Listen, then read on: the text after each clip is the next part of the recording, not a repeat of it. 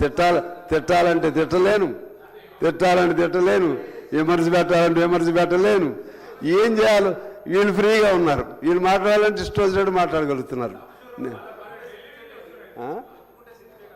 అదే మీరు మాట్లాడాలంటే మాట్లాడగలుగుతున్నారు. నేను మాట్లాడాలంటే ఏం చేయాలి? స్నేహితులు కాబట్టి గట్టిగా మాట్లాడలేను.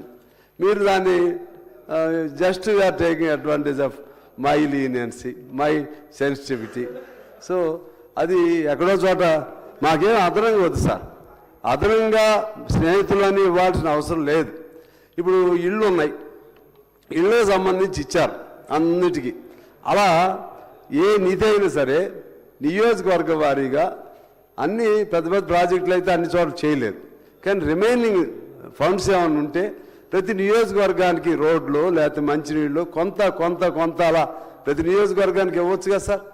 అలా ఇవ్వకపోతే ఎవరిని అడగాలి? సిగ్గేస్తుంది సార్. ఎట్లయినా మాకు కూడా ఆత్మగౌరవం ఉంటుంది, మాకు కూడా పౌరుషం ఉంటుంది. ఎన్నిసార్లు అడిగి మీ అపాయింట్మెంట్లు దొరకవు, మీరు దొరకరు, మిమ్మల్ని పట్టుకోవటం, ఎక్కడుంటారు తెలియదు, ఫోన్లు ఎత్తరు.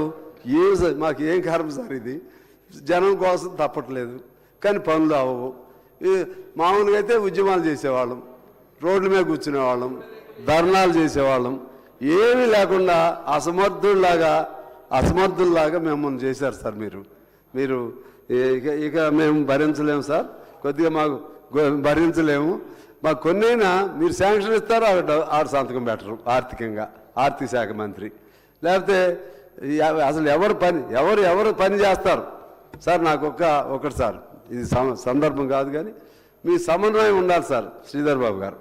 ఇప్పుడు మంత్రులకి ఆర్థిక శాఖ మంత్రికి ఇద్దరికి అనుబంధం సమన్వయం ఉండాలి.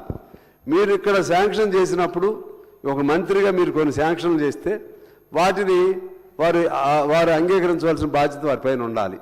లేదనుకుంటే ఎక్కువ అమౌంట్స్ అనుకోండి, మీతో చెప్పొచ్చు, ఇది ఇంత మేరకు పెట్టండి అని చెప్పొచ్చు. అసలు సమన్వయం లేకుండా మీరేమో అనుమతులు ఇస్తారు, వారేమో సంతకాలు పెట్టరు. ఆ మంత్రి మీరా లేకపోతే వారా, ఆ మొత్తం ఆర్థిక శాఖ మంత్రి నడుస్తుందా? ఇది అర్థమే కావట్లేదు.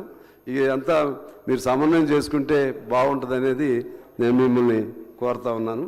అలాగే హెల్త్కి సంబంధించి అధ్యక్ష,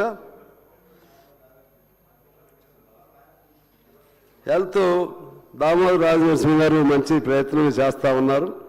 అయినా కూడా ఇంకా చాలా ఇబ్బందులు కూడా ఉన్నాయి. ఈ మధ్య మా దగ్గర నేను స్పీడప్ చేసేస్తాను సార్. మా దగ్గర పాల్వంచలో 50 బెడెడ్ హాస్పిటల్ ఉంది. అక్కడ టోటల్గా నీ రీప్లేస్మెంట్ చేశారండి ఒక డాక్టర్, అబ్బాయి పేరు సుజన్ ఏదో ఉంది. ఏది overseas just agency area hospital knee replacement జరిగింది. అంటే మీరు కొద్దిగా ప్రోత్సాహం ఇస్తే, అంతకుముందు మా దగ్గర డిఎంఎఫ్టీ ఆ ఫండ్స్ ఉండేవి. కొద్దిగా మీరు ఇచ్చే శాలరీస్తో పాటు అదనంగా మా దగ్గర కొద్దిగా అదనంగా ఇవ్వబట్టి మంచి డాక్టర్లు ఉన్నారు. కొత్తగూడెంలోనేమో సిబ్బంది షార్టేజ్. అట్లా మీరు కొద్దిగా ఎంకరేజ్ చేస్తూ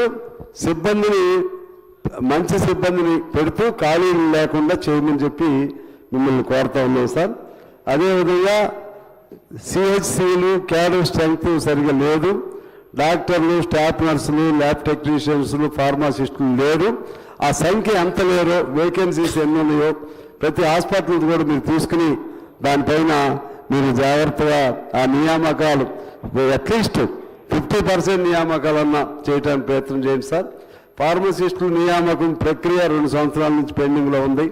స్టాఫ్ నర్సులు, స్పెషలిస్ట్ డాక్టర్లు, డెంటల్ సర్జన్లు నియామకాలు కూడా నెలల వారీగా పెండింగ్లో ఉన్నాయి. మెడికల్ కాలేజీలు ఈ మధ్య అది